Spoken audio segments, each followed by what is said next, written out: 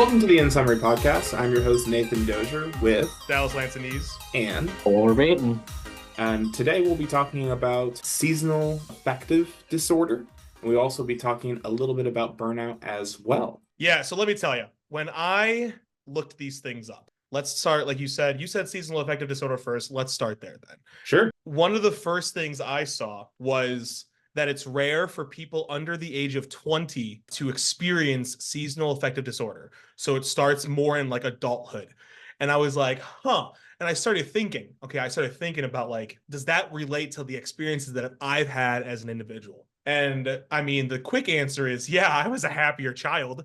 But but the actual reflection there, yeah, I definitely didn't notice like seasonal changes as much as I do currently when it comes to just the days. When the days are shorter, it's really unfortunate when I go to work and it's dark, and I leave work and it's dark. And I'm just sitting there and I'm like, wow, the only time I saw actual light was through my office window inside. That never clicked, especially because like I'm thinking about like school ending earlier than work ends currently for us. I could be misspeaking for you or others, but I remember like I'd be getting home from school before I had extracurriculars and sports that I was involved in. I'd be getting home from school at like 3:45, and that, regardless of the time of year, is still going to have some sort of like actual sunlight coming from the sky. Now work, if you end your day on traditional hours around 5 p.m., that, depending on the time of year, is dark.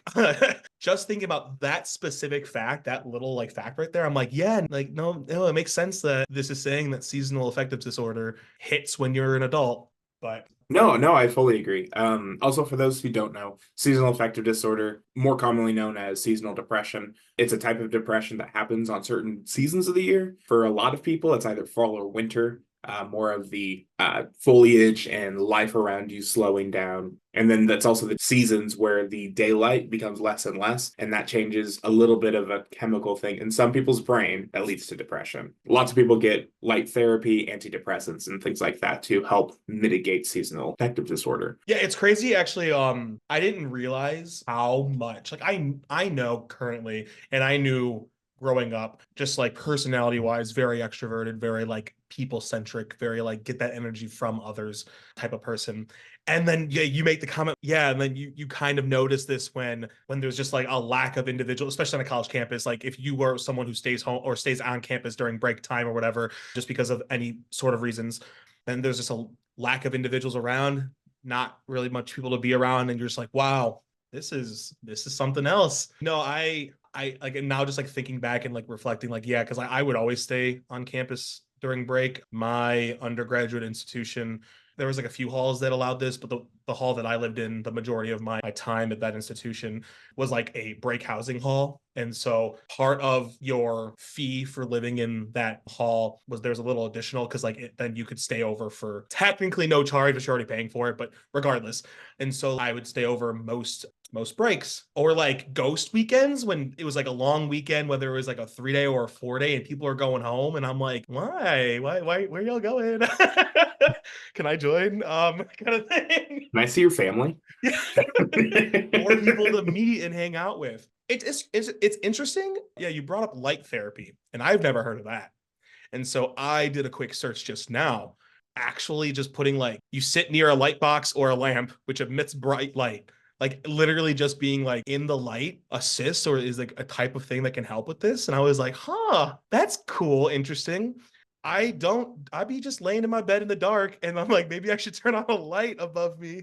Just interesting. I think I'm putting UV light on my shopping list for today. Yeah. And oh my God, like just I'm thinking of like having a cute little like desk lamp.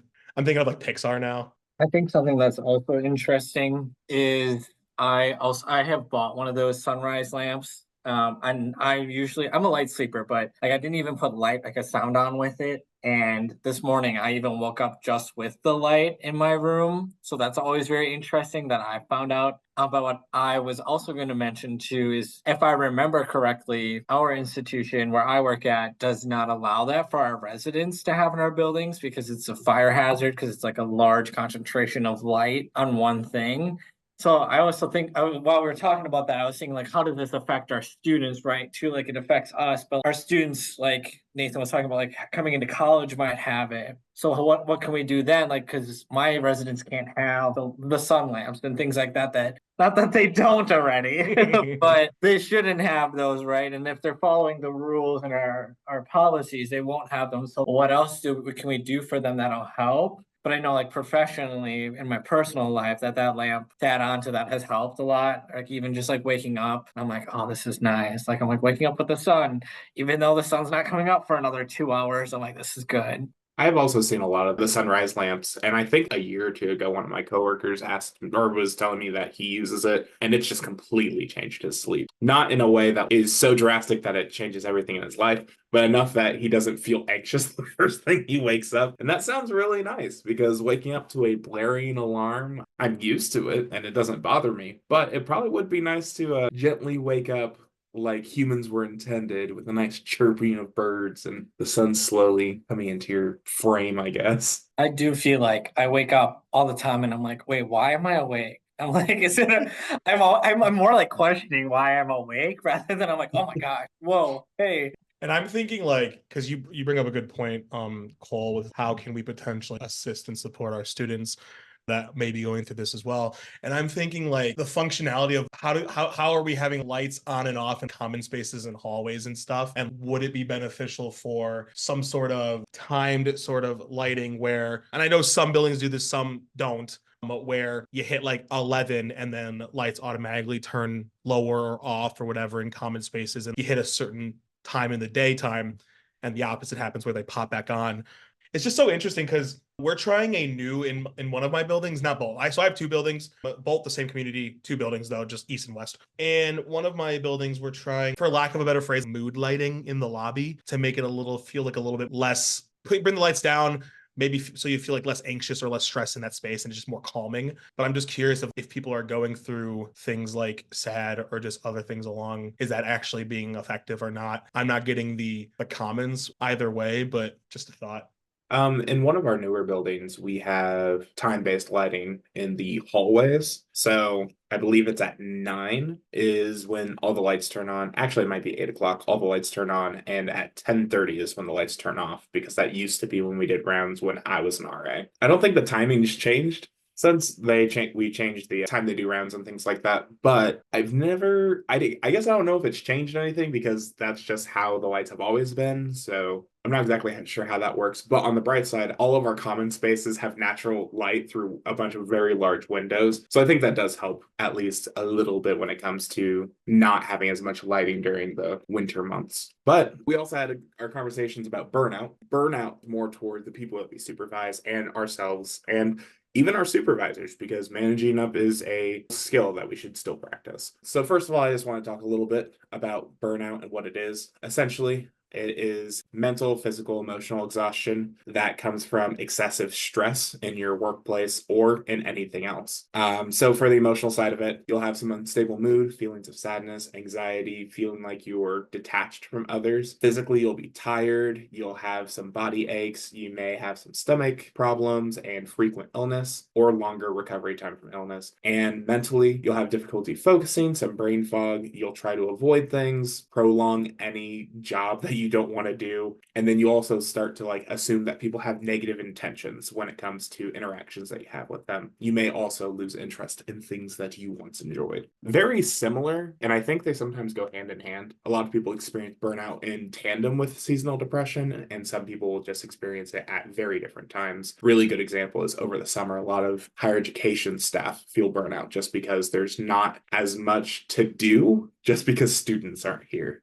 So No, I think I think that what's not talked about enough, or at least in the circles that I'm in, and now I'm obviously only speaking about the experiences that I've had, but the circles that I'm in and what I've gone through so far as a graduate level hall director and then now a professional hall director my third year, I think it's interesting how the seclusion and like how siloed like a hall director position, an entry level higher education position can feel, especially if you're an individual like myself, who I initially wanted to open myself up to as many opportunities as possible. And so I wasn't trying to say, oh, I'll stay in a certain state or stay in a certain region or whatever. And so I applied and looked at jobs all across the country. And so I grew up in Illinois. I did my grad school in South Dakota, and now I am in North Dakota as a professional. And I think if you just couple, so the idea of seasonal affective disorder or SAD and then burnout, I feel like can be heightened by the fact that, so personally, I have moved hours away from individuals that I made connections with in college, individuals that I grew up with, individuals that, and then outside of grad school, I made connections in grad school and moved away from them. They moved to their next place. And I feel like regardless of how welcoming an area, a department, a team is, there's always going to be that feeling of seclusion or feeling siloed off in a position like this that can lead to these factors being exemplified or exponentially feel different or heightened, I should say. I feel like that's not talked about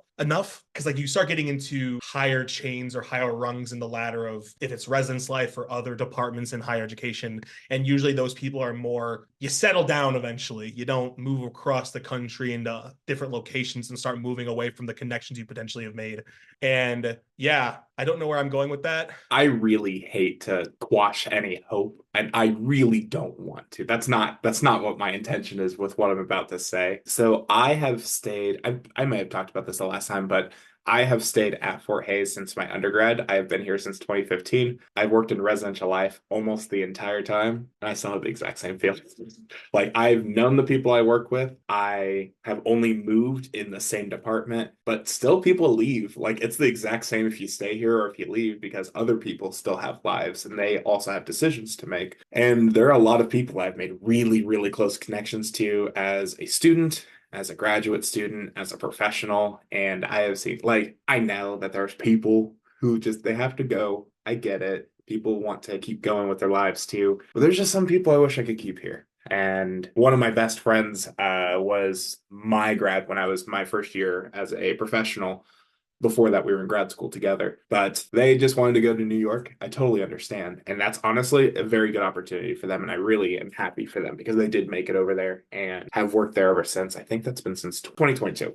But there's just something about once you stay for as long, eventually you're just kind of the person who wants to get out too. And I still think that all of the things about like seasonal affective disorder and burnout, I think a lot of it's situational, but a lot of it's also just within knowing what your personal triggers are, what your personal effectiveness and diagnoses are. Build off of the idea that Nathan you're talking about, because I'm in a similar position too as you. I went to undergrad at my institution and now I've worked there for the majority of my professional career. Well, all of my professional career in higher education. I did have a stint in marketing for 3 months before I came back to higher ed and admissions. But I think there's something that like working at the institution that you went to as an undergrad, I think my first thought is it can be a lot. You learn the backside of everything. And you're like, wow, okay, there's a lot more that was going on than I thought. Because I was even an RA here too. And I was like, wow, like the hall directors actually do a lot more than I thought they were doing. But two, in a similar sense, being at an institution that I've gone to, I know the institution, I know the people here. So sometimes in making it a little bit broader than housing even too, is like, I feel like I'm almost relied on a little bit more because I have that institutional knowledge of who to go to when, who I can go to for this. Like I know a lot of things about the institution itself. So then I almost feel like sometimes I'm relied on a little bit more. And that in itself can create a little bit of burnout because yes, I've worked in admissions. That does not mean now that when I work in housing that I want to work at every orientation there is that admission hold. I don't want to work at every event that they hold. Like I know exactly what to do in those situations, but I think it's important to realize that even though we have all this institutional knowledge, like others need to learn it. And so that we can have a break from it too, because it sometimes leads to apathy for your institution that you once loved. I know sometimes I get to a point where I'm like, man, do I even love this place anymore? Which is like sometimes sad. I'm like, dang, I used to love this place. But I'm like, wow, what's happening? Which is a whole different conversation. You know, the worst part about that is, so I was in the music department and I was their person who recorded all the concerts. After me, they didn't replace me. So as I was a professional grad and going into my professional career, I was still being contacted by the music department asking me to record things. No, no, I enjoy recording for the record. That is not an issue. It will never be an issue. I enjoy going to concerts. I enjoy seeing what's going on in the music department. But it is one of those like, because I'm here, I feel like they won't replace me until I'm gone. And I think just as much as we try to let go of like the places we work, the places we work also kind of need to let go of us, especially for staying in the institution. And I know that residential life here has been very good about anyone who has started in res life and then worked across campus has been pretty much, we'll ask questions if we absolutely have to, but hard boundary. We try our best not to. I will say, I also feel similar things now. Like I said, I'm a third year hall director here. Depending on the decisions of some of my coworkers and where their next steps are going to be and if they're going to stay in the job or not, next year I might be the most senior hall director here, which is wild just to think about because it feels like I just got here. But that does come with me having a lot of experience and knowledge on the position and like how the institutional processes work and what we can do, what we can't do, et cetera, et cetera. And so I feel a same way sometimes of people feeling like they rely on me to do things, which they can, but then a lot of people can come to me with things and that can cause burnout because if I'm getting a bunch of people from the top or above me coming to me with things because they can rely on me, my peers and as well as students, it's just a lot for one individual to have all these people coming and asking for requests. But I will say, on your point, Nathan, how you still are doing stuff for your music department and like, yeah, you love doing that. And I love that for you. It's kind of like, I don't know what the word is, but it's kind of like the fact that they can still trust you and you still do a good job at it, regardless of like the position that you're in. That's kind of nice to hear though, from the individuals that are asking. It's like, it's a pro and a con. Like, at least personally, like people come to me because I have been here a while and I know what's going on. I appreciate them doing that, but also like the flip side's like, give me some time alone away from that, you know? And one more thing that I have in my brain is I'm looking at, as we're speaking, I'm doing some other looking at like information about job burnout. And one of the possible causes or whatever that I see is a lack of support, whether it's from above, peers, below, whatever it is. And I feel like another just extension of thought that comes with being here for a while and knowing what I'm doing is sometimes when I ask questions, I hear, oh, you could figure it out. You've done it before. And like, I love that you have that confidence in me. I love that. But also I wouldn't be asking the question if I didn't need some sort of support. And so thank you for believing in me. But right now I don't believe in myself. So if you can help guide me a little bit, that'd be great. I also had a similar experience like that where I asked a question and then I was just told, "Oh yeah, you'll be able to figure it out." And I was like, I'm asking for a reason. I have no idea what I'm doing." I mean, eventually, yes, I figured it out, but I was like, it would be nice just to not have to think about it for a second. I would assume you know because you're above me. But I think building off of that is this idea I've been thinking about while we're chatting in our profession. I feel like in housing and residence life, at least, I feel like one, we're kind of like always on. Like whether it's on call, we're always there for our students, which kind of leads into my second point is that I feel like in this functional area, we give, and give. We almost, I would dare to say, I have a hard time saying no because we're often the department looked at. I always joke that I'm like, oh, I'm the parents of the students, right? And it goes back to the history of why there are residence halls because, you know, the old colleges wanted, what is it, in locum parentis or something. So in place of parents, that's why they had us. So now, like, I feel like I'm being that. And so it's hard to say no. So I wonder like what y'all's thoughts are on that. And like is that a problem we're also facing is like we don't know how to say no. And although we can be good at setting personal boundaries, departmentally are we good at saying no? Are we personally bad at saying no? What are y'all's thoughts on that? Oh, it goes back to, well, I guess just me as a person, but just thinking of like my level of experience. I feel like it was almost easier for me to say no to a request when I was a first year. Regardless, like you so and it's that feels backwards sometimes because people think they come in and they're like, I have to say yes to everything. I didn't personally feel that way because like again, like because I don't know what's going on or I just didn't have that just knowledge of things or whatever. I was like, no, I'm good. I won't. Y'all got this. Y'all can do this, you know? And then now, because I am almost the most senior hall director here, we have someone or an area that needs coverage, or we need support on a task, or an extra committee gets created because we need to get things done, or whatever it may be. I always find myself saying, I got you. in the moment and afterwards, when it's completed, when I say yes, and after I'm done with it, I'm like, oh, that I am appreciative that I was a part of this. Sometimes in the middle, I'm like, damn, I really said yes again, huh? I am very well known for being someone who says yes when he shouldn't have, just because I'm really bad at disappointing people. And I think I'm learning. I'm getting a little bit better about it. I've learned that leadership isn't just saying yes to people, it's disappointing everyone at a rate that you can accept. That's just the best form that I can give. But no, the you were saying, Cole, how you're wondering if our institutions as like a residential life have potentially issues saying yes. I think we as a university, of my own opinion, may have an issue with saying yes a little too much. We have a lot of situations where there might be students who aren't quite going through our process and they want to leave a housing situation. And if they go through the right channels, or correction, if they go through the wrong channels and get way higher up than they should have been in the first place before they even asked us, sometimes there's a chance that they get that. One way or another, it just seems like there's a lot of different ways that students can go where it just irritates the right people. And if that's the case, then things happen. Those are not the people you need to irritate. But overall, we just have a lot of times where that's the situation. And we are a university because we're affordable, because we're in Kansas, then there's only like 5 or 6 places to pick from. And out of all of them, like there's probably three that people really know the names of, which is Wichita, Kansas State University, KSU, and KU. So those are our three. We're one of the smaller universities too. So we have to be student focused and we have to be kind of yes people because we can't afford to lose students for menial things. If we're going to lose a student, we'd prefer it be something that was completely out of our control. There was nothing we could do.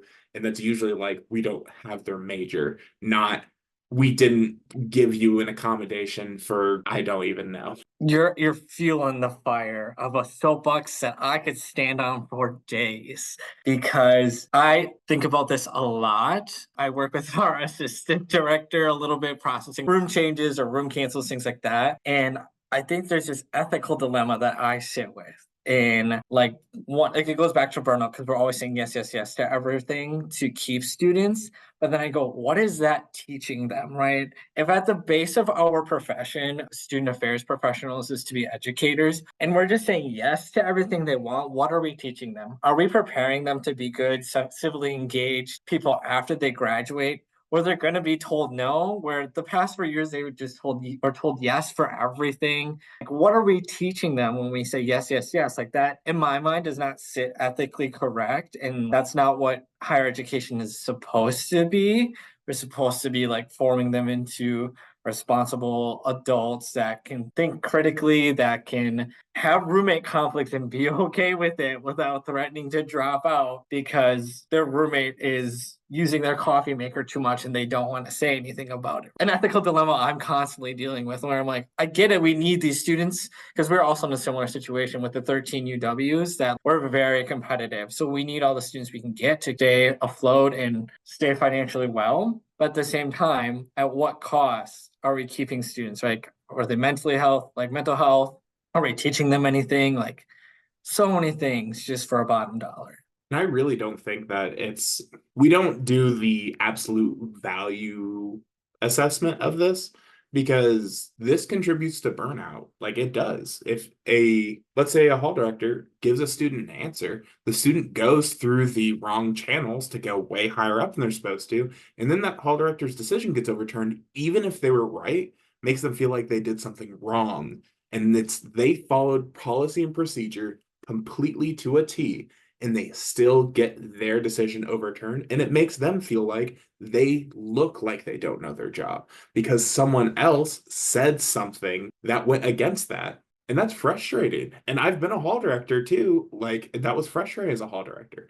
And then even in my position now, I fight so hard to make sure I don't have to overturn decisions unless it's absolutely necessary and there's nothing else I can do about it. And it's tough because there are times when I have to satisfy a square hole and a circle hole and I can't quite do both with my triangle piece, but one of them's got to have a triangle piece.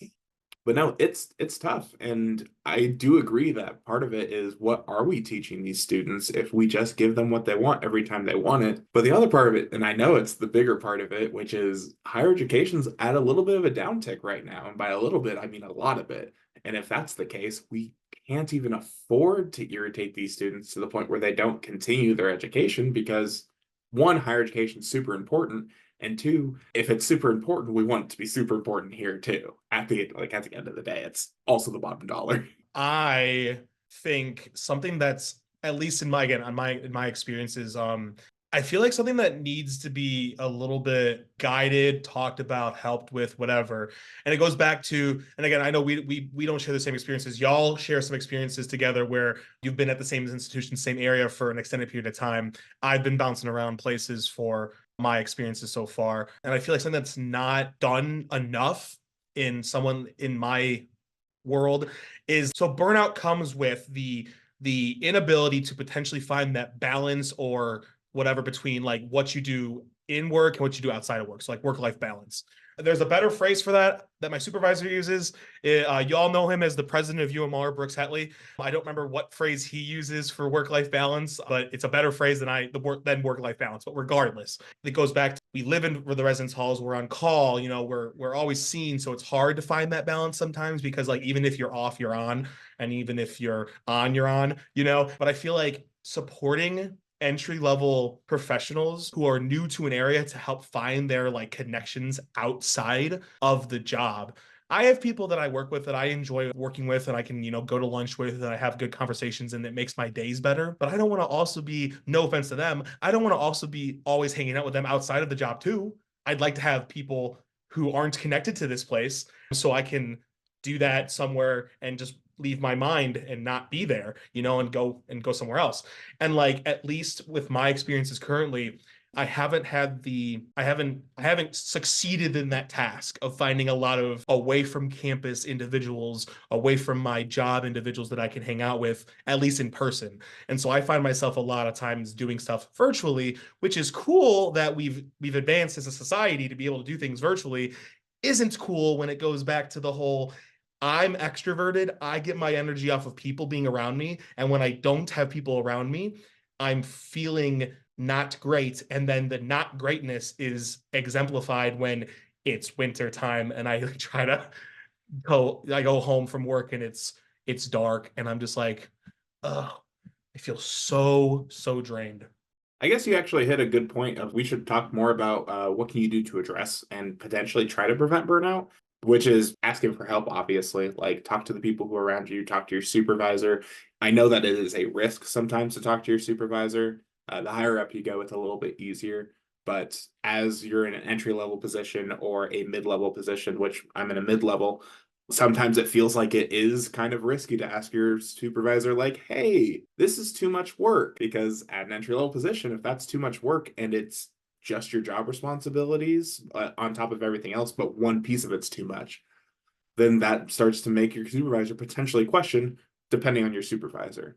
Another one, like, take a break from it. I feel like that's like a surface level like suggestion on how to help mitigate burnout. Taking a break doesn't quite, for me personally, if I'm burnt out on a project, taking a break's not going to fix it as much as continuing to work on it so it's out of my life. But I think the biggest one that anyone has ever said, and I know that we were just talking about it, is focusing more on your hobbies outside of work. I have a unique situation where my wife works for the same department as I do. It makes it very difficult to separate work and life. And we set about 30 minutes outside right after work, and we'll talk about work. Once it hits about 5 o'clock, I'm done. I can't do it anymore. I cannot talk about work for the rest of the night. So I need to move on. She has a great work-life balance because that doesn't bother her at all. I'm very happy for her. I just can't do it. So I guess I was just going to ask, I know you just said video games, but what do you guys do outside of work? Like, what are your hobbies and stuff? I think building off of like what Dallas was talking about, like the idea of like my coworkers, like hanging out with them even outside of work. I think one thing that I learned from being in admissions, and like we would even hang out after work too there. And that's, I was gonna say, a little bit more stressful, but it's not. Enrollment's completely different than it is in housing, right? Different kinds of stress, I should say. Well, one thing we always strive to is, if we were to go out together, no work talk. Like my assistant director in admissions. Her husband would always be with us, and we would start chatting about the university, and he would all just look at us, and we knew immediately, like, okay, we need to stop talking. Let's talk about something else. And like that's something that's helped me a little bit. If I do go like hang out with my coworkers after, I'm like, all right, like maybe like you said, Nathan, like we'll chat about work for a little bit, but then like let's talk about something else, even if it's like political or something. Let's get our minds off of work, right? Could be a hot take to do politics, but like let's go, do something. Let's go bowling. Let's go do this, right? Like let's get off campus. I think that's a huge thing for especially live on professionals. Get off campus if you can. Even if it's campuses right across the street, I try to do that. I think also for entry level professionals, what's I struggled with was finding hobbies, one to be good with. I think that's something that's, I think everyone struggles with. But one thing that I have always wanted to do and could be an idea for anyone is I know, at least in the Stevens Point area, we have like an Ignite Young Professionals organization through, I want to say, our Chamber of Commerce. But I thought that could be a very interesting like networking opportunity to go meet other young professionals who are like, oh, like here I work here at this, company. Like we have, an insurance company that's headquartered in Point, right? Go learn about what they do and things like that. So then like you're uniting over work, but then your relationship builds off of other things because you can't talk about work all the time because you have completely different jobs. Insurance and university don't really go together. So that's something I've always wanted to do. I know even as a relationship builder in housing, I still get a little intimidated, like building relationships outside of my job. I'm like, oh my gosh, me go say hi to someone, crazy. But for my job, I'll do it. So yeah, that's kind of my thoughts so far about it. I think that's funny that the last thing you said, Cole, is like, yeah, because even regardless of how easy it is for me in my position to start a conversation, go up to someone, regardless if they're someone like a student or like another professional on campus, I could be like, all right, I got this, it's easy. And then I step away from campus and I'm like, new people scare me. No, and so like I find that just funny because I feel the same way. But I guess I agree also, like it's been difficult at times to try to find like what are my hobbies that aren't just sitting in my apartment, because I don't want to do that all the time. I love a good drive, get lost on a back road, especially like I haven't been able to do it as much as I was able to do it in like my undergrad experience as like a professional. But something I would love to do is just get in my car, go down some roads that I've never been down before. Just keep going until I'm like, okay, maybe I've driven for a little bit too long. And then try to find my way back without GPS. And it's a fun little game that I play. Have I gotten lost? Yes. Have I always made it back? Yes. And I get it. Maybe that's not like everyone's cup of tea. Maybe not the best suggestion of an activity, but I like doing it. Something else that I've outside of the common answer for a mid to late 20s guy to say is video games. Outside of saying video games, I like writing music. I've been making jokes with some of my friends because like Taylor Swift is coming out with her new album in April. I don't remember what date. Can't remember. The Tortured Poets Department, I think it's called. If that's wrong and you're listening and you're a Swiftie, I apologize. I'm not a Swiftie, but my coworkers are that I surround myself with. And so shout out to them. But I was joking, like, what if I released an album the same day as Taylor Swift? And I named it a similar name so people would like somehow search and misspell that one and find mine. Trying to get like traffic I don't know. I will say I have one completed song in a folder and I was shooting for 10 for my album. I'm not getting that done in less than a month. One, you were correct. It is the Tortured Poets Department. Release date is April 19th, 2024. This is not a plug for Taylor Swift. Anyone who already wanted to listen to this album already knew when it came out. So I don't feel like I'm advertising for her for free. When it comes to my hobbies, I also do music. And I think that idea is really funny. That is tempting. I won't do it. I don't think my band would be cool with that, or they'd be all on board. They are hot and cold. But other than music, is this really the right place for me to say I play Magic the Gathering? But I play Magic the Gathering. It's a nice brain exercise. For those who like using their brain in weird ways, more like puzzle solving ways, or if you find yourself as one of those people who likes just brain teasers, Magic the Gathering is a great way to just exercise that brain muscle outside of working, outside of anything, just for something fun. I'm also a person who plays video games. It sounds like we have a lot of similar hobbies. I think those are my main hobbies, mostly those two, but video games too. So like hobbies are great. I think one thing that I've experienced recently that's really helped me is professional organizations. So recently, I had the opportunity to go to ACPA and I was a convention intern there. And let me tell you, I love ACPA. I have never been to NASPA, but I can imagine it's similar. And just being there surrounded by like, even though it wasn't like all housing people, it was nice to be in the student affairs realm where people understood my struggles, understood the things I was going through, and like I could relate with them about it. And it felt very rejuvenating, especially to connect with people my age. Not that y'all are old, but like at least like a little bit like just starting, like really, really new to the profession in student affairs. It felt very good to connect with them.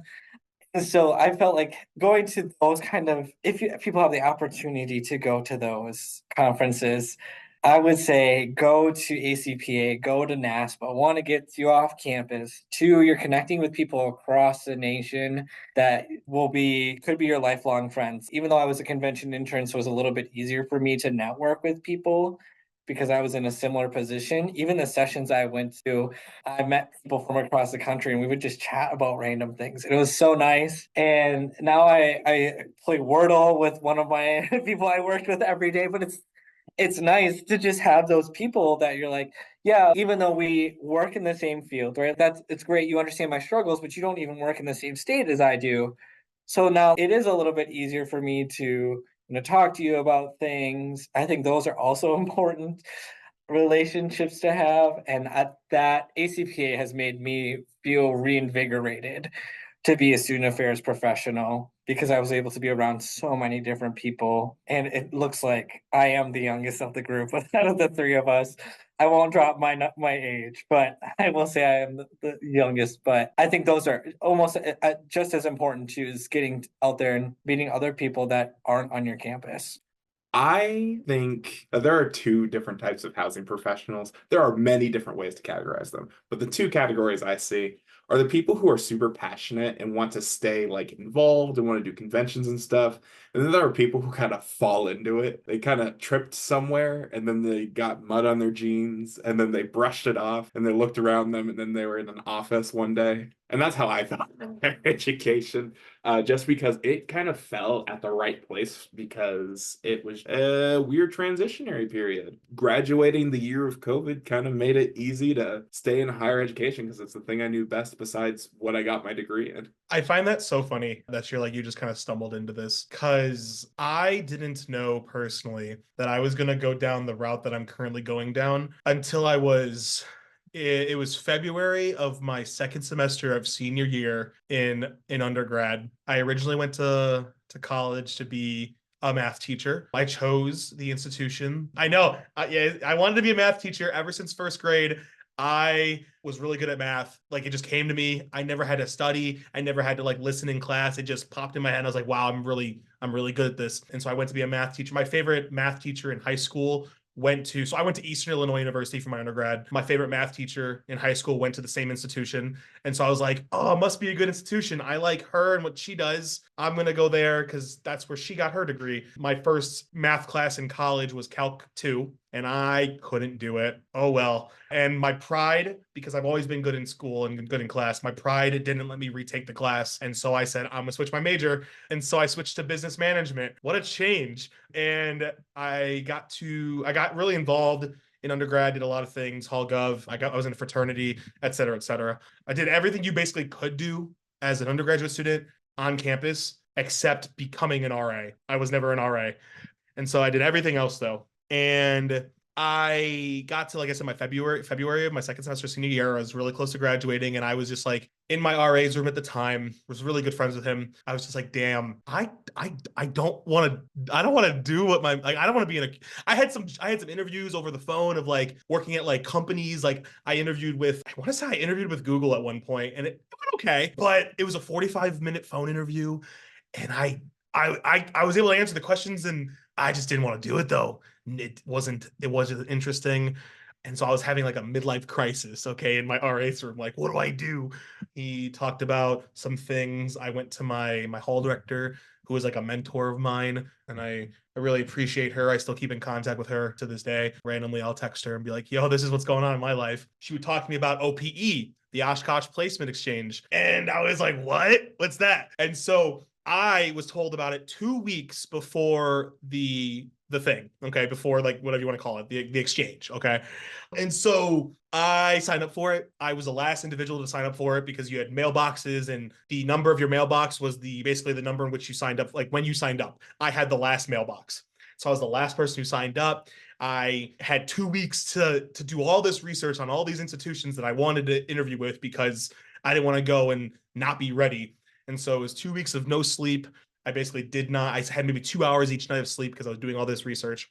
And I made my way to the University of South Dakota. It kind of went from there. I think as the professionals that we are and what we do for our students, because a lot of them, like people might also be experiencing some sort of sad or burnout. And I feel like, I mean, we do this in ways, but just event programming or hangouts in the building that allow individuals to do what they want to do. So you brought up, Nathan, how like you play Magic the Gathering, and like not saying that like we have to specifically be like, let's have a Magic the Gathering night, but just allowing, hey, everyone in this building, if you want to come out from 6 to 9 p.m., we're going to have this space where you can just interact. I know there are some residence halls that are built in a way where they have common spaces that naturally that happens. But like with my experiences, I live in an apartment style residence hall. And we have two types of apartments. We have quads and studios. You can kind of assume the number of people in each space. And so studios can get really lonely. And so trying to find ways where we just doesn't even have to be a board game night or a video game night. It just has to be a let's engage night, patent pending, you know. But like something where we're just allowing this to happen and allowing people to engage, giving the opportunity. And if they take it, wonderful. And if they don't, that's fine too. One thing that I've loved about my current supervisor, I'll shout her out, Julie Zito, love you. If you're listening, you're amazing.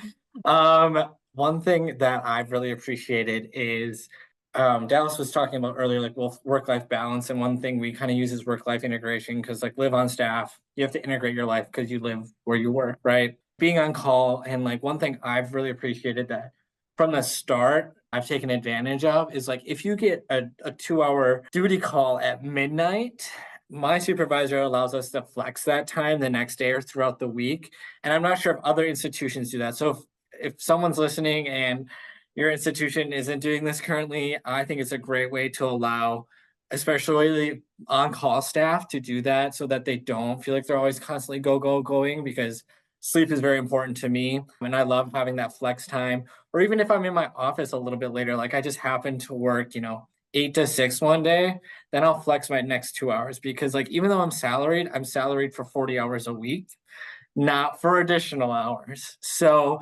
I have very greatly appreciated being able to flex my hours when I can and able to, because that I feel like just allows me to relax and take more time for myself when I didn't have time otherwise or when I normally would have. Do your universities flex your time for your meetings that you have at night? Well, like we will naturally. So like a culture thing that we have at NDSU is so we have typically our RA staff meetings and hall gov meetings happen Wednesday nights, depending on schedules and stuff. But for the most part, that's what we shoot for. And those typically take 2 to 3 hours together, depending on how long the meetings are and like what content there is. And then like culture wise, to compensate for that late night Wednesday, Fridays at 3, we typically leave rather than Fridays at 5. So it's like those 2 hours at the end of the day on Friday, we get back because they were taken from us on Wednesday. When I had my staff meetings, because ours were similar as NDSU, they were like typically held from 5 to 7 on Wednesdays. I would even if I could flex my hours and not come in until like 11, maybe that Wednesday, or I would find other ways to take off. I am lucky enough because I only have a staff of 6 in my building that I've been able to work out our schedules enough that I have my staff meetings during the day now.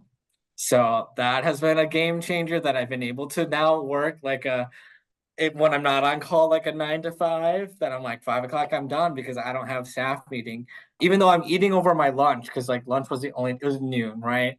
I was like, I would rather give up my lunch and we can get this meeting in and done with than work extra hours throughout the day. Like I can have a working lunch, right? I actually have a one-on-one with one of my RAs and we get lunch together because we're going to our staff meeting right after that. And I'm greatly appreciative for that for her, my RA, doing that too. So we can kind of pick whenever we want to take off. Then just let people know that's we're flexing hours. Yeah. So in summary, if you are feeling the effects of either seasonal affective disorder or job burnout, those feelings are valid. But please make sure you are taking the steps that you need to better yourself and better your situation. But that's been the In Summary UMR podcast today. My name's Dallas. The other one was Nathan, and the other one was Cole. And I hope y'all have a wonderful rest of your day.